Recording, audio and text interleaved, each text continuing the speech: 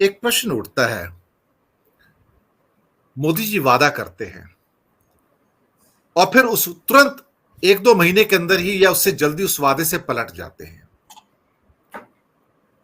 जैसे कि भारत ने कहा लगातार कि मैं पूरी दुनिया को फीड कर सकता हूं, भारत में इतनी ताकत है, और फीड करने के बजाय तुरंत कुछ ही हफ्तों के अंदर आपका आदेश आता है कि गेहूं का एक्सपोर्ट बैन और राइस का एक्सपोर्ट बैन। और दुनिया भर में इस समय 25 से 50% तक रेट बढ़ गए राइस के। अमेरिका में तो मारामारी हो रही है भारतीयों की कि दुकानों से वो लंबी लंबी लाइनें हैं राइस खरीदने के लिए। अमेरिका ने भी डिस्प्लेजर व्यक्त किया है, यूएनओ ने किया है। यही भारत ने कोरोना काल में किया था कि हम सारी दुनिया को टीके दे सकते हैं, लेकिन उसके बाद सबके टीके बंद कर दिए, बांग्लादेश से पैसे भी ले लिए और उसके बाद सप्लाई नहीं किया, उसको बैन कर दिया। उनको मजबूरी में चीन से लेना पड़ा। when we commit something, when we say on the word stage something and then we retract, मुझे लगता है कि ये हमारी जो एक किस्म से जो वादा खिलाफी है, वो जो शब्द हैं दुनिया में ज्यादा जा रहे हैं। राइस के एक्सपोर्ट में, गेहूं के एक्सपोर्ट में, कोरोना की दवाइयों के एक्सपोर्ट में, और कई और चीजें हैं जिसके लिए भारत कमिट तो करता है लेकिन बैक ट्रैक कर जाता है उसके ऊपर। इससे जो अंतर्राष्ट्रीय छवि है कि भारत बड़बोलेपन के अंदर अपनी क्या कहते हैं कि बातें कहने की कोशिश कर रहा है, जबकि उसकी वस्तु स्थिति वैसी है नहीं। यही भारत ने दूध के बारे में कहा था, फिर कहा कि नहीं हम दूध के प्रोडक्ट्स जो कुछ चीजें हम इंपोर्ट करेंगे। तो मिल्क के बारे में भी ये बात हुई है, मैं आपको बताऊं। तो ये सारी चीजें हमारे लिए अच्छा नहीं है कि सरकार जो कह रही है वादा खिलाफी कर रही है। सुनील शुक्ल जी। नहीं, ये हमारे देश की ही परंपरा है दिनेश जी। कई बार हम भ्रष्ट आदमी को, बेईमान आदमी को, आपराधिक किस्म के आदमी को भी लोग स्वीकार कर लेते हैं, लेकिन वादा खिलाफ जो व्यक्ति वादा करके उसको पूरा न करे उसको लोग स्वीकार नहीं करते, उसकी स्वीकृति खत्म हो जाती है। आप याद कीजिए ना, मतलब महाभारत में क्या कहा गया है कि मीठा मीठा बोलने वाला जो शासक होता है उसकी बात पर कभी यकीन मत कीजिएगा, क्योंकि बाद में वो मूसलों से मारता है जनता को।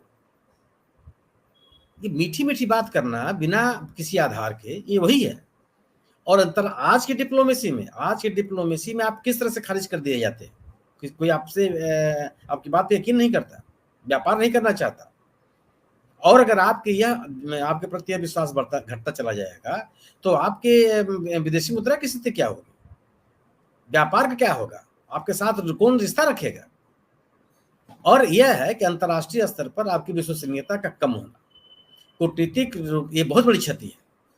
ये एक तो यूक्रेन के युद्ध की वजह से ढेर सारी चीजों की कीमतें बढ़ी हुई, इससे अंतर्राष्ट्रीय जगत परेशान है। और उसके बाद अगर आप ये रवैया होगा भारत का तो और आप मैं देश के अंदर भी आपकी क्या छवि होगी। अगर आपने अब हालत क्या है किसानों का, अगर चावल का आपने निर्यात बंद कर दिया तो जो उसका लाभ किसानों को मिलता था, व्यापारियों को मिलता था, वो नहीं मिल रहा। अभी ये स्थिति है कि गवर्नेंस की असफलता किस तरह से है कि कई यूएस में भी ये घटनाएं हुई हैं जहां कई दवाओं पे प्रतिबंध लग गया और उन्होंने वापस कर दिया का पूरा आदेश। कई लोगों के जो कई मैन्युफैक्चरर्स हैं जिनको उन्होंने ऑर्डर दिया था, 11th आवर में कैंसिल कर दिया। यह विश्वसनीयता की जो कमी है वह छवि तो प्रभावित है, आर्थिक रूप से आपको बहुत प्रभावित करती है। उन देशों में हमारे नागरिक सर पिछले हफ्ते एक इकोनॉमिक न्यूज़पेपर में एक बहुत बड़ा आर्टिकल था जहां पे बताया गया कि भारत की जेनरिक दवाओं की क्वालिटी बहुत पुअर है और उससे भारत की एक फार्मास्यूटिकल एक्सपोर्टर के तौर पर बहुत उसको धक्का लगा है। और अब भारत सरकार अब जागी है कि इसकी इंक्वायरी की जाए, लेकिन नुकसान तो हो गया ना सुनील शुक्ल जी। हो गया। अरे मेरी किसी फार्मास्यूटिकल्स में एक्सपोर्ट में शामिल व्यक्ति से मेरी बात हो रही थी, उस तो रो रहा था कि मेरा जो ऑर्डर था बायर ने at the 11th our cancel, मतलब उनका कंसाइनमेंट डिस्पैच होने वाला था, तो उसके बाद उन्होंने कैंसिल कर दिया और कहा कि केवल विश्वास का खतरा है। जो अविश्वास पैदा हो गया हमारे उत्पादक की गुणवत्ता को लेकर के, ये स्थिति हुई। तो यह क्यों हो गया? गुणवत्ता को सुनिश्चित करने की जिम्मेदारी किसकी है? इतना बड़ा तंत्र किस बात के लिए काम करता है? केवल अगर आप अपने राजनीतिक एजेंडे से नहीं हटेंगे तो फिर आप गवर्नेंस नहीं दे सकते। गवर्नेंस देने के लिए आपको ट्रांसपेरेंट और अकाउंटेबल होना पड़ता है और इसके लिए आपको एक कठोर निर्णय लेने पड़ते हैं अपने राजनीतिक हितों से परे हट करके, दलीय हितों से ऊपर उठ करके।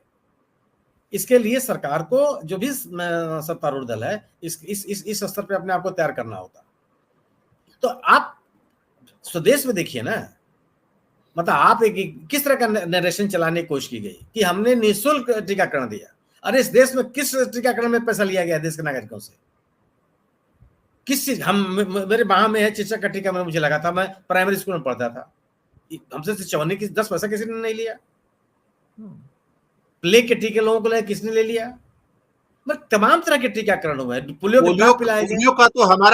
का अभियान तो दशकों से चला आ रहा है, कभी पैसे नहीं लिए।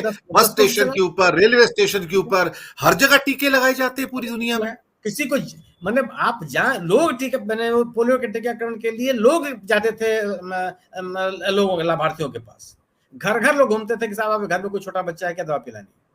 उस समय तो किसी ने पैसा लिया नहीं। आप एक इस तरह की बात करना चाहते हैं। और मतलब आप सोचिए कि आप जब ये बात करते हैं तब भी आप ये संकोच नहीं करते कि आखिर ये उसी देश के नागरिक हैं जिस देश के नागरिकों ने किसी टीके के लिए कहीं पैसा नहीं दिया, और किसी नागरिक को भी प्रधानमंत्री के फोटो सहित सर्टिफिकेट रखने की मजबूरी भी नहीं थी। उसको आप इस तरह का ज्ञान दे रहा हूं, आपको स्वीकार कर लेगा। एक अलग तरह का जो आप माहौल बनाने का प्रयास कर रहे हैं, इसको लोग स्वीकार नहीं करते क्योंकि उस सच्चाई तो उनके सामने होती है ना, संभव नहीं है वो। लेकिन ये जरूर है कि जो विश्वसनीयता का संकट पैदा हो रहा है, यह कई तरह के खतरे पैदा करता है, गवर्नेंस को लेकर के, डिप्लोमेसी को लेकर के, आपके उत्पाद को लेकर के, आपके द्वारा दिए गए आश्वासनों को, हर व्यक्ति के मन में तरह तरह की चिंताएं पैदा करता है और पूरी तरह से ये देश की छवि खराब करता है। और ये समझिए कि इसका सबसे बड़ा भुगतान करना पड़ता है उन नागरिकों को जो विदेश की धरती पर रह रहे हैं, चाहे वो पढ़ रहे हों, चाहे वो व्यापार कर रहे हों, चाहे वो नौकरी कर रहे हों। उनको उन लोगों के बीच में तरह तरह के सवालों का जवाब देना होता है।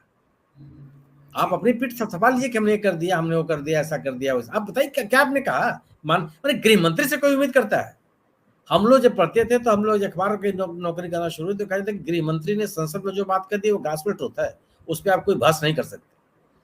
और वह बातें अब गलत हो रही हैं। गृह मंत्री कह रहे हैं कि कितने हजार लोगों को मैंने यूक्रेन से निकाला युद्ध के विराम की स्थिति, बमबारी को रोक करके। और विदेश मंत्रालय के प्रवक्ता कहते हैं कि साहब क्या मजाक करते हैं, कभी ऐसा होता है क्या? कभी कोई कर सकता है इस तरह से? आपका प्रवक्ता इस बात को कह रहा है, अब आज नहीं कह रहा है, पहले कह चुका है वो, और उसके बावजूद आप इस तरह का बयान देते हैं। तो एक अजीब तरह का अविश्वास की स्थिति बनती चली जा रही है। और सरकारों के ऊपर जो अगर अविश्वास का संकट होगा, दिनेश जी, देश हित नहीं है।